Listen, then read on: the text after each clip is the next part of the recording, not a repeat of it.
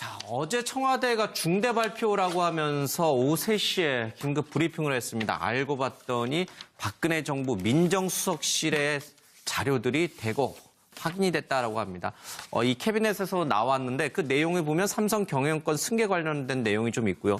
문학의 블랙리스트 관련된 얘기도 좀 있고 세월호의 이 폭행 사건 관련된 부분도 좀 있었습니다. 사안에 따라서는 박근혜 전 대통령의 국정농단 증거로 상당한 파괴력을 가질 것이다라는 말을 하는 분들도 좀 나오고 있습니다. 직접 들어보겠습니다.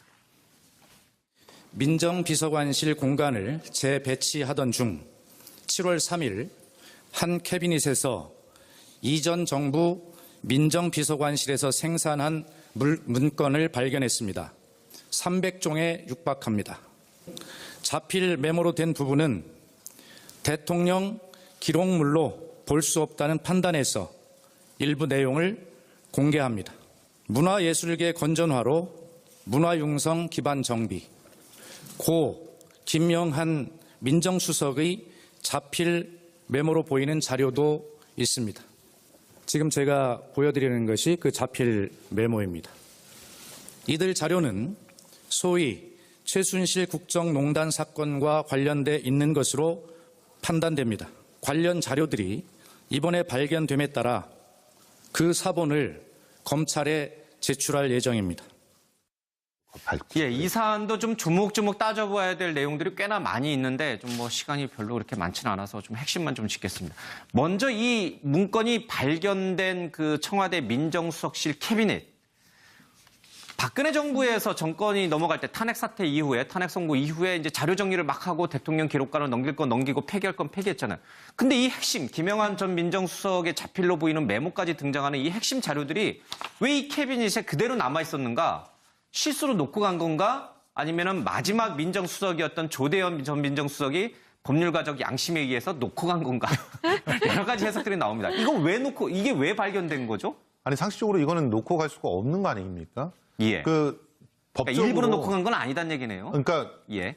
아니, 그건 상상력을 좀 동원해야 되는 일인데, 예. 기본적으로, 여기에 그 자료가 남아있으면 안 되죠. 예. 모든 그 대통령들의 기록물들이 기록물 관리법에 의해서 관리가 돼야 되는 거예요. 예. 그리고 거기에 이관시키지 않아야 될 거는 전부 다 폐기를 해야 되는 거죠. 예. 근데 넘어가지도 않고 폐기도 안 된 게 남아 있었어요. 이건 실수라고 하기에는 엄청난 그런 사실 자료들을 다루는 예. 사람들의 아주 정말 그야말로 해태된 그런 예. 의식에서부터 나온 범죄고, 그게 아니라고 한다면 어떤 목적들이 있어서 봉인해 둔 그런 예. 판도라의 상자일 가능성이 있는 것이죠. 그래서 그 부분에 대해서 설왕설래가 있는 것인데, 앞으로 좀 더 꼼꼼히 따져봐야 되겠지만, 예. 지금 이 대통령 기록물에 들어가지 않는다라고 하는 전문가들의 평가들이 많다고 한다면, 예. 꼼꼼히 언론에도 공개를 해서 따져봐서 구체적인 증거 능력이 예. 있다면 증거로도 채택될 수 있고, 또 필요하다면 재수사도 해야 되는 상황이 아닌가, 그런 생각이 듭니다.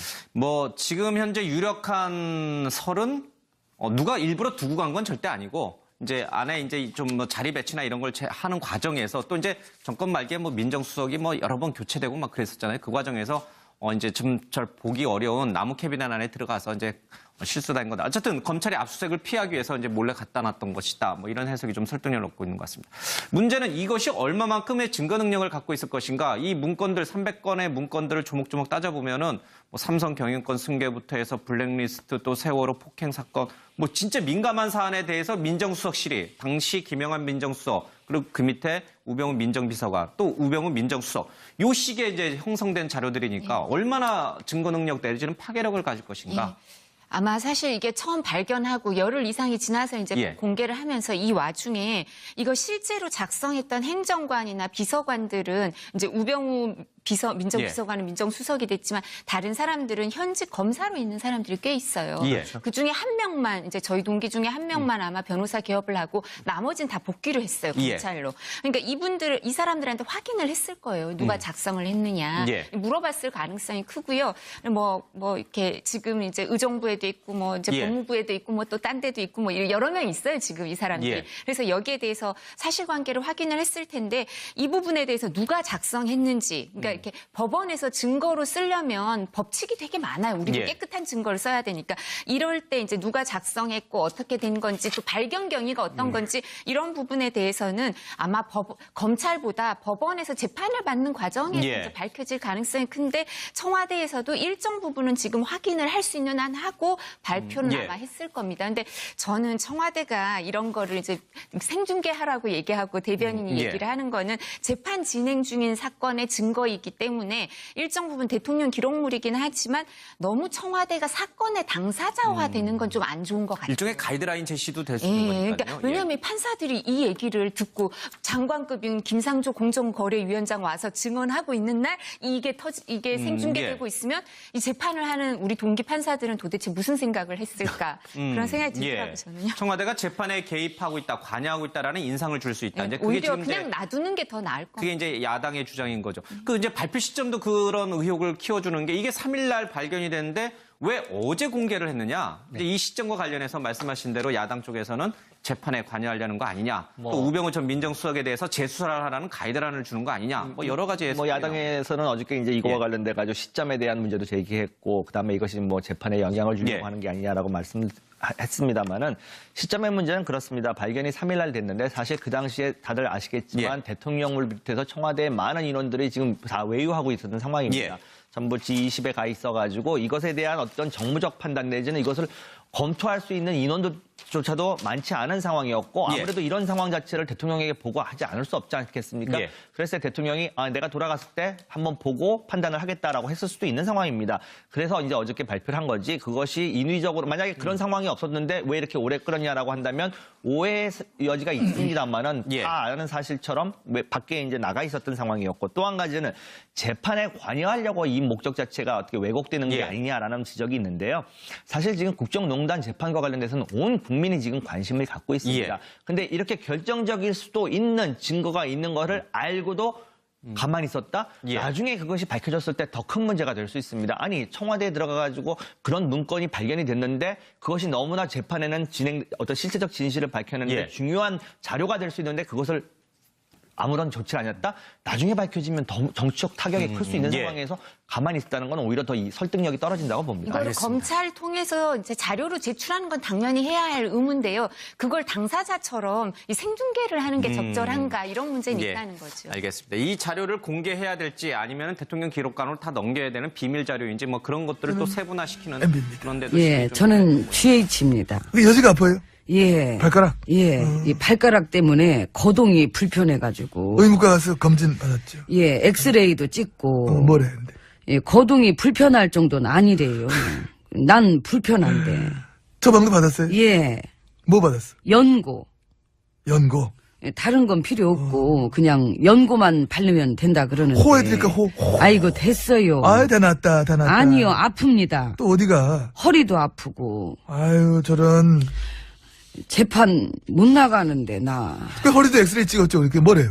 별다른 특이 소견이 없다고. 아. 예, 딱히 다른 진료가 필요한 상황이 아니라는. 근데 아프죠? 아프고 싶고. 아프고 싶고. 똑당해? 똑당해. 그래도 나오래요, 재판하러. 아휴, 근데 내가 웬만하면 나가겠는데. 안 나오면 강제구인한데. 그래서 나가려고. 아, 웬만해요? 보니까 지금 웬만하네. 다행이네, 웬만해서. 아휴, 재판은 대충 하면 안 되잖아.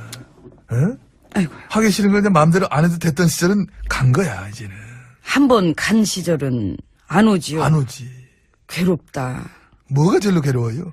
나는 재판이 응. 이렇게 재미없는지 몰라갖고. 저는 너무 지루해. 본인 건데도 예, 막 졸리고. 그치요. 이해합니다. 이해하세요? 이해하지. 딴 사람이라면은 뭐, 에이, 설마, 할 것 같은데, 지혜치님이라면, 그럴 수 있겠다. 난 그렇게 됩니다. 아, 고맙습니다. 이 세상에 없는 캐릭터. 유일하신, 독보적인 캐릭터입니다. 그걸 알면 날 잘해줘야지. 잘해줘. 아유, 그 요즘 사람들은 너무 야박해. 아유, 아이고, 드러나 갑시다. 아유. 같이 가요. 뭐 이렇게 빨라, 걸음이, 이상해. 왜 그래? 그렇지. 아이고, 뭐야? 아이고, 아이고. 빨리 잠깐만. 오네? 예. 같이 가요. 나 부축 좀. 아이고. 아, 이게 무슨 상황이야. 뭐, 저만 좀 빠르게 갔다, 빠르게 와가지고, 무슨 부축을 아이고, 다시 해달래. 시끄럽고요. 발이 안 보이게 빠르던데. 힘들어. 지금 나는 얼른 저 가기나 해요. 부축하고. 아, 나는 먼저 가야 되니까 문 앞까지만 내가 데려다는 드릴게. 더 있다 가시지. 왜? 아, 싫어. 있어봤자 뭐. 에휴, 뭐.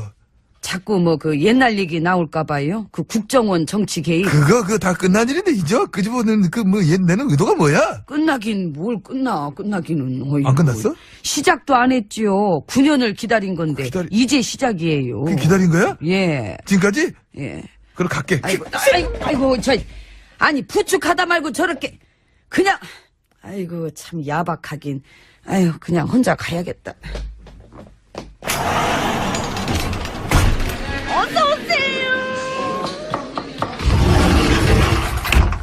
예, 안으로 들어왔습니다. 아이고, 안 전 대표님, 네, 여기서 또 뵙네요. 그닥 뵙고 싶진 않은데. 근데 뵙게 됐네. 그러게요. 이 집이 맛있어요? 그 자주 오시네. 아니요, 어저께는 백반회견하러 온 거였고요. 근데 오늘 또 오셨잖아. 맛있으니까. 아니요. 어제 왔다가 아직 안 간 겁니다. 왜 아직 안 갔어요?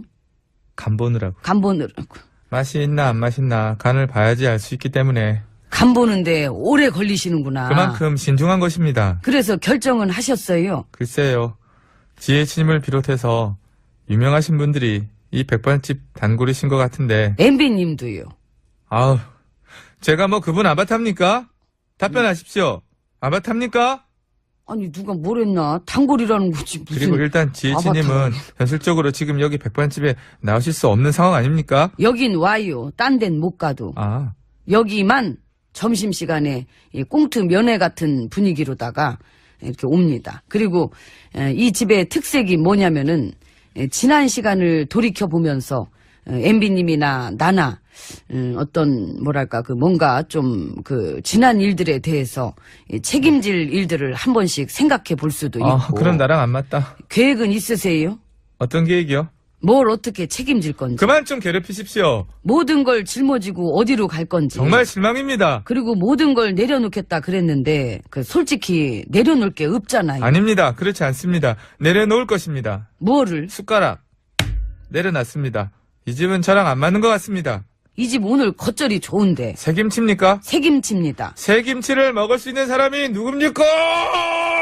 거봐. 이거 좋잖아. 잘 맞네. 그 일단 여기 있는 이것부터 한번 먹어봐요. 아, 이거요? 응. 어때요? 짜요? 아니요. 슴슴해? 아니요. 그러면 어때요? 괜찮아요? 간이 맞아요? 어떠냐면 응. 맛이. 응. 다 먹었잖아. 어때 맛이? 보름 뒤에 말씀드리겠습니다. 아이고 나 참. 슴슴한 것일 수도 있고 짠 것일 수도 있고 둘 다 아닐 수도 있는 것입니다. 아이고 그 지난번에 문통님은 이거 잘 드시던데. 누구요? 문통님 아, 당사자? 당사자. 그럼 당사자께 드리도록 하십시오. 저는 안 맞는 것 같습니다. 안 맞아. 개그를 안 하겠다는 것은 아닙니다. 다음에 더 좋은 개그로 뵙겠습니다. 깊이 고민하겠습니다. 나가는 문은 이쪽입니다. 나가세요. 제가 알아서 나가겠습니다. 제가 강산의 아바타입니까? 와 그러노 나한테. 자, 어제 청와대가 중대 발표라고 하면서 오후 3시에 긴급 브리핑을 했습니다. 알고 봤더니 박근혜 정부 민정수석실의 자료들이 대거 확인이 됐다라고 합니다. 이 캐비넷에서 나왔는데 그 내용을 보면 삼성 경영권 승계 관련된 내용이 좀 있고요. 문학의 블랙리스트 관련된 얘기도 좀 있고 세월호의 이 폭행 사건 관련된 부분도 좀 있었습니다. 사안에 따라서는 박근혜 전 대통령의 국정농단 증거로 상당한 파괴력을 가질 것이다라는 말을 하는 분들도 좀 나오고 있습니다. 직접 들어보겠습니다. 민정비서관실 공간을 재배치하던 중 7월 3일 한 캐비닛에서 이전 정부 민정비서관실에서 생산한 문건을 발견했습니다. 300종에 육박합니다.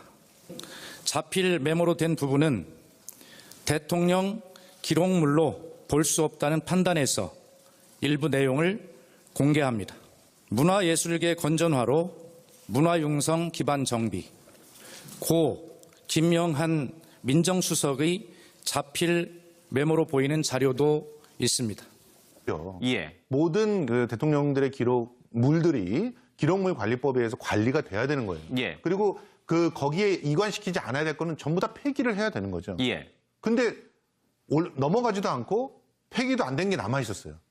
이건 실수라고 하기에는 엄청난 그런 사실 자료들을 다루는 예. 사람들의 아주 정말 그야말로 해태된 그런 예. 의식에서부터 나온 범죄고, 그게 아니라고 한다면 어떤 목적들이 있어서 봉인해 둔 그런 예. 판도라의 상자일 가능성이 있는 것이죠. 그래서 그 부분에 대해서 설왕설래가 있는 예. 것인데, 앞으로 지금 제가 보여드리는 것이 그 자필 메모입니다. 이들 자료는 소위 최순실 국정농단 사건과 관련돼 있는 것으로 판단됩니다.